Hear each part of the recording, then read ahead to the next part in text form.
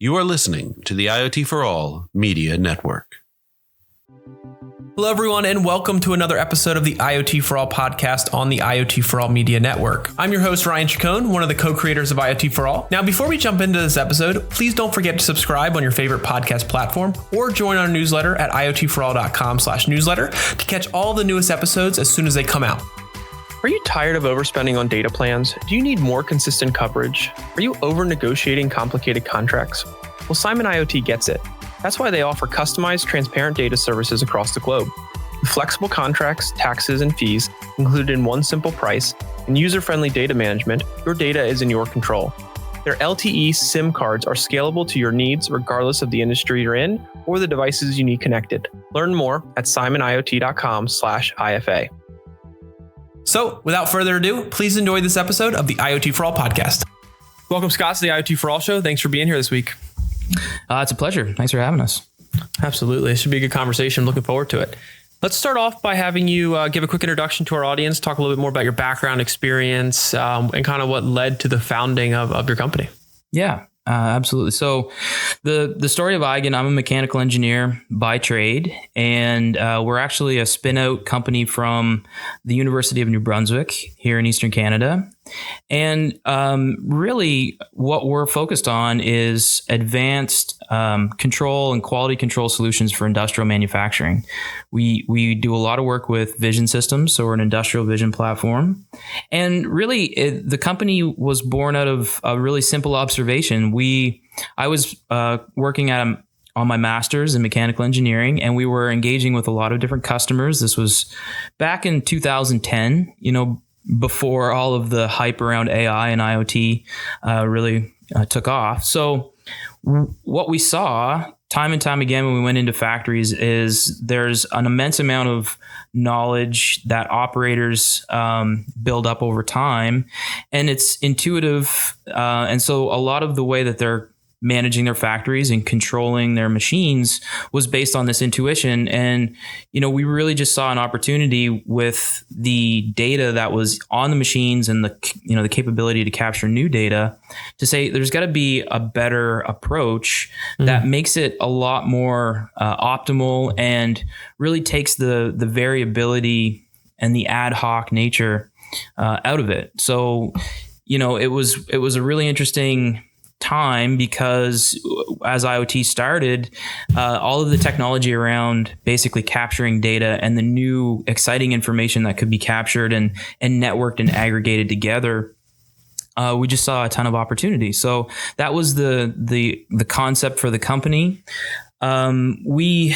We really got into vision data because it's such a rich and interesting source of information that can augment a lot of what's already being captured in factories. And so we started early on working with the technology of machine learning and artificial intelligence.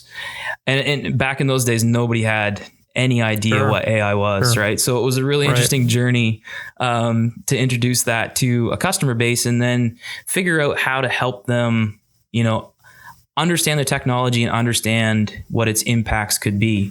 So, fast forward 8-9 years later, and AI it's proving that it has immense capability, but we're still, I think, in general IoT, there's still a long ways to go to recognize its full potential, right? So for sure, yeah. So when you mentioned vision data before, what is that exactly? Could you explain to our audience kind of what that does? Yeah, so it's basically cameras that are installed on factory lines. We actually work with different types of cameras. So you've got regular cameras that are, taking pictures of charts, and you're able to, with artificial intelligence, actually automatically detect defects that has been a manual inspection for a long time. And so manual inspection, there's a lot of variability, a lot of subjectivity when you have a lot of different people trying to determine whether it's a good or bad quality product. So the camera technology allows us to capture that richness of information and start to create standard strategies for quality detection. What we also found that was really interesting is we work a lot with thermal cameras. And So it gives a whole different spectrum of data to capture about the manufacturing process. And what we found is that type of data can be really, really beneficial in helping see how things are changing. So long before you actually make a bad part, you're seeing these trends and you can start to correct for that. And I think that's, that's where the real optimization and efficiency can come from. Absolutely. Can you share any potential use cases or applications of your technology kind of out in the real world that you'd be comfortable kind of giving some insights into our audience of how it worked, maybe the story behind kind of what was the problem initially, what did you all, and then what role did you play in helping solve it, just so we could kind of put a real world situation to it all? Yeah, absolutely. So for us, we're very focused on the automotive industry. They have a lot of high volume, high value parts, right? And like one use case that's a really interesting one are the headlights and taillights on vehicles. So if you go back and you look at like a Toyota Tercel, from the 90s or whatnot, everything was very square, very simple headlights back in those days. Today, you look at the design of a vehicle, and a headlight is a major styling element on a car, and it's a safety component. And there's a lot of new embedded technology that's going into these components. So the value is quite substantial. And one of the big things with a safety component like a headlight is it has to be perfectly sealed, right? Or else it'll fog up and cause a warranty recall or whatnot. So what we actually do is we're actually capturing images of every single part and connecting that to the data that's coming from the machines. And we're actually able to verify that every part is going to be properly sealed.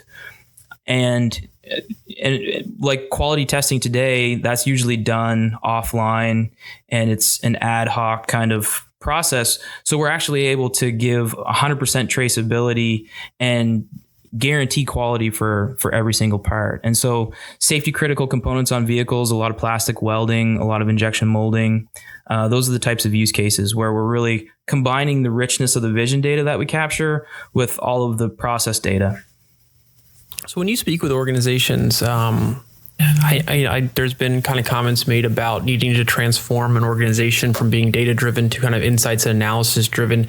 How do you kind of approach those conversations with organizations that you speak with, which, oftentimes when you get into manufacturing and that kind of industry, more the industrial side, you can be met with a decent amount of pushback and, kind of hesitation to adopt new technologies like this. So how did you all kind of approach those conversations, and how do you just at a high level feel that IoT applications can help people and organizations achieve that transformation from being more data driven to that insights and analysis driven?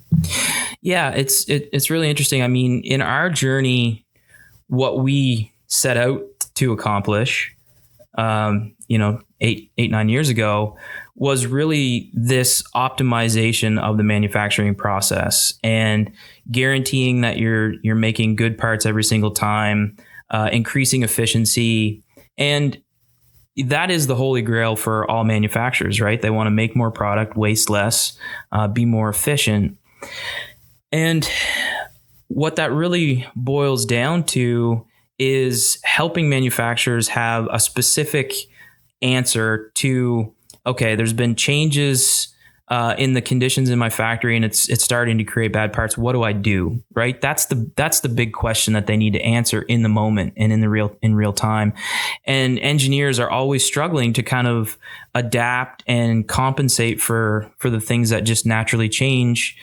And what we found is you really have to get to that answer to provide value to the company. So what we've observed is in the early days of IoT, it was really all about capturing data, right? And so it was all about the devices and networking and getting data to a centralized spot so that you could actually start to use the data. And, a lot of those use cases are always focused on the data, and there's sort of this afterthought of, and once you get all the data, then these insights will just magically appear. But that's not the case, right? Data starts to become very overwhelming. And so I think some of the pushback that happens in the industry is the fact that once all this data starts flowing in, it actually creates more problems than it solves, and it takes a lot of time and energy. So, that's what really we've seen the opportunity now that there's an infrastructure like IoT to really create the conditions. In today's world, it's really about focusing on how do you extract those insights, and how do you take that information and have it change your day-to-day work. Right. So if you're not actually making decisions and adjusting your practices in a real-time basis based on the data, then the data is just a distraction. So you've got to get to that. And I think one of the critical things is really understanding their world, being very empathetic to what their day-to-day looks like. And so if you can't speed up and give them valuable insights in the moment that they need to solve the problem, the pushback comes from the investment of time and energy, to do all this work in building an IoT solution. And at the end of the day, they're still falling back on the way that it's always been done. Right. So, one of the things that I find very interesting is if you start to dissect, if you go from the other side and say, well, what are the things that they can change? What are the decisions that they can make in the moment? And then start to plumb back, well, what information would they need to have to feel confident to make a change or to do something differently? And it really comes down to building a story out of the data that's very, very easy to interpret and really get your mind around. This is what the data means. This is what I need to do. No, that's fantastic. Thanks for kind of elaborating on that. And I think one of the things that we noticed a challenge way back when we started IoT For All was just on the education of what IoT is, what AI is, kind of how things work in the space, all the way down to the fundamental like technologies that are involved. Yep. From your side, how big of a challenge is that on the education of what IoT and how AI works, what things can do for their business, all that kind of area? Like, what do you all do? How do you approach that? And just generally, what advice do you have for other organizations out there who may be struggling with that? Yeah, I mean, when we first showed up to factories and started talking about machine learning, there was a lot of blank stares. So, we had to learn how to actually give a primer on what machine learning actually is. Mm-hmm. And you got to remember, you're coming into a world where automation is very pervasive. And the concept of automation is there's rules and very specific logic, and you set those up, and ideally you can set it and forget it. Right. And the connection of the rule to, what it changes in the process is pretty easy to understand.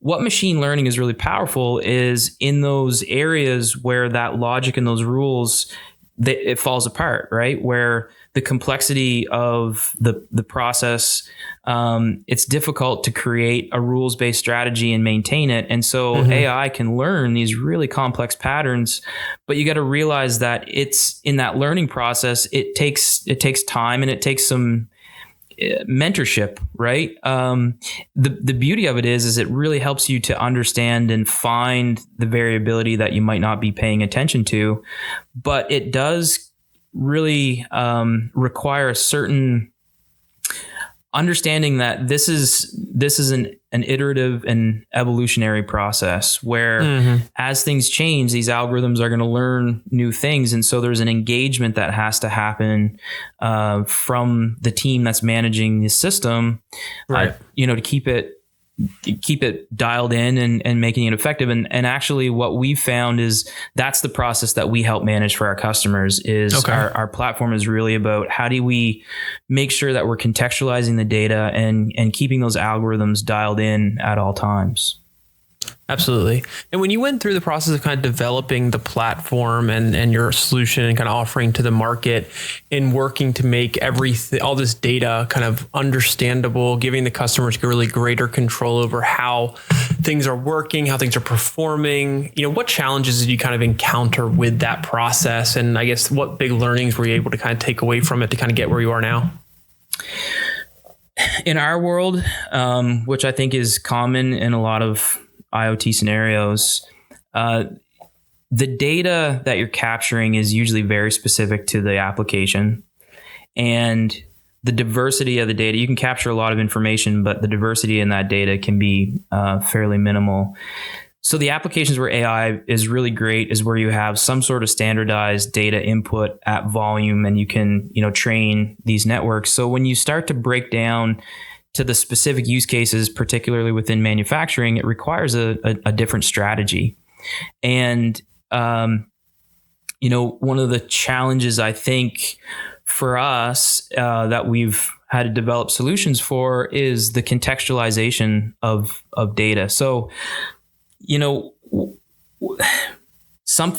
a pattern that you recognize in one circumstance might not mean the same thing in another circumstance, right? So if you change a material, for instance, the data that you capture for one type of plastic might not directly apply to another type of plastic. And so then what you really need to take care is how are you grouping and performing your analysis on that data, so that the context, like naturally as humans, we're always adjusting to our context, right? Mm-hmm.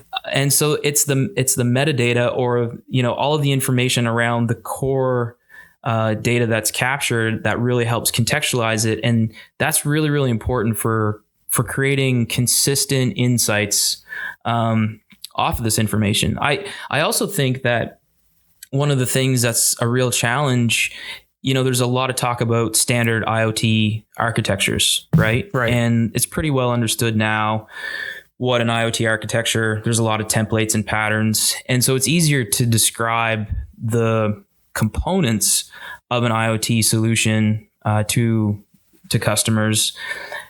The more difficult thing is there's no standard architecture for insights. Like, what is an insight, right? The way that I think about an insight is a story that gets you to a place of confidence in making a decision. And the challenge when you have fragmented data and you have data that's very unique to all these applications is how do you create a consistent architecture of generating insights that lead people to that decision point. And so I think it's a really interesting time. We've got all these data scientists now that are going into the data lakes and trying to create, value off of the data. Most organizations don't have data scientists that are able to really, provide that in real time. Sure. So in terms of scalability of value for IoT solutions, getting to a place where there's a standard way that you can actually step through and create a very explainable sequence of logic off of the data that gets them to the decision they need to make. That's where I think the scale potential is still it's a blue ocean, because we're now, with the maturity of the data infrastructure, we've got all this fantastic information. We got to create the scalability of the insights within an organization, right? Yeah, I think one of the biggest challenges I've seen a lot of companies have is the ability to build a solution that's very technical, but allow it to be used by non-technical individuals who can understand the information. They can go into an industry without having to require the company to hire new people to understand how to use the system, but can apply it to their everyday process so that whoever the end user is, they can build for that end user and not overcomplicate the role or kind of cause any problems in kind of what they already have going on. And I think that's a very unique attribute for a company to be able to do and do well. Oh, I 100% agree. When you think about the world of the people who are boots on the ground and are the users of IoT solutions, oftentimes data analysis and everything that we're talking about is a completely new job, right? We're introducing new work for them that requires that training. Really, for it to be of value, I think we have to augment and trigger off of the jobs that they're already doing and find ways to make those jobs way more efficient and way faster. And so thinking about it from that perspective of saying, okay, for me, explainability is the inverse of data science. And so a data science approach is, I've got all this data, I'm going to start wading through it, I'm going to apply different techniques, and hopefully at the end of it, I come out with something that gives me insights to go do something different. Right. An explainability paradigm is you use the artificial intelligence to generate the answer, but then you still can take the responsible humans and take them back through that data and tell the story. So you're saying, hey, I've got something that's going to help you do your job easier and faster. Here's what I'm recommending. And for you to feel confident in making that decision, here's the logic and here's that journey back through the data. But it's often the reverse in terms of the way data science has been approaching the problem. Yeah, it makes a lot of sense. I think it's a really good way to kind of put it and think about how things have been done in the past and how things need to be done in order to be successful. And kind of to elaborate on that, before we wrap up here, I did have one other question I wanted to ask you. You know, when a lot of these companies are being pitched on IoT solutions and they're kind of sharing why their IoT solution is a perfect fit, a lot of it is focused on the new data that can generate insights, but rarely are those insights being generated in a way that really changes the customer's daily workflow. And I feel like that's kind of explains what you all are trying to solve and to do. And could you elaborate a little bit more on kind of how that has sort of been done and approached, and your kind of take on it, which is kind of the opposite, which is kind of, you know, showing how it can really change the customer's daily workflow as opposed to just focusing solely on, look at all this data we can generate for you. Yep. Yeah, absolutely. So in our world of manufacturing IoT applications, a lot of testing, you know, on the product itself, it's destructive, it's offline, it's very, very labor intensive. And that's where a lot of waste and cost, like quality control is really, it's a cost center, right? Like if you didn't have to invest in it, manufacturers just wouldn't. And one of the things that has been really exciting, I guess, for us is what we unlock in terms of the data. Instead of just testing, you know, like 1% of your product and destructing that and throwing it out as waste, right. If we can capture the data in process, in line, quality control is a lagging indicator. You detect the problem after it already happens. If we can actually create leading indicators of quality, we can actually drive to zero defect manufacturing, where you don't actually have to have the same operating procedures around all of this destructive testing. Destructive testing is usually your random sampling and you're hoping that you capture something that's representative of the process. But when you have the inline leading indicators, you can then be very targeted in what you actually test. And it's usually when there's some new variability, all of the rest of the product, you can actually certify that you can help them guarantee that that product is a good product and you don't need to destruct it. So when you can change the operating procedure of an organization, you know, that's where the value really starts to stack up, right? Absolutely. It's not just, hey, let's go in and try and find some data. It's like, okay, fundamentally, what are the processes that can be changed that are significant value for your organization? And then work back from that to say, okay, our goal now is to actually change that procedure. And it transforms the organization. So it took us time to get to that point, but I think that's the really exciting thing is when you can start to enable people to do things differently, faster, better, more efficient. That's what we need to get to. It's not, okay, we're going to show you some fancy charts and you figure it out from there. Right? Yeah, I think that part is often very much overlooked. And once we start building from the end user backwards, I think that's where you start to see success. Yeah. And you all seem to have a very good grasp on it. So if anybody out there is listening that's kind of wants to learn a little bit more about what you have going on, kind of follow up from this discussion, any questions, that kind of thing, what's the best way they can do that? If you want to find out more about Eigen Innovations, you can find us at eigen.io or on LinkedIn. And, you know, we'd be happy to chat about manufacturing applications. We are focused a lot on parts manufacturing, plastics, you know, all different types of processes. So love to chat, really talk about what your requirements are for an insight architecture, you know, and then work back to the IoT solution. Yeah. Fantastic.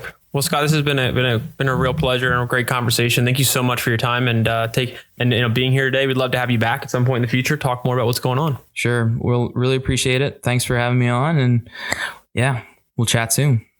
Awesome.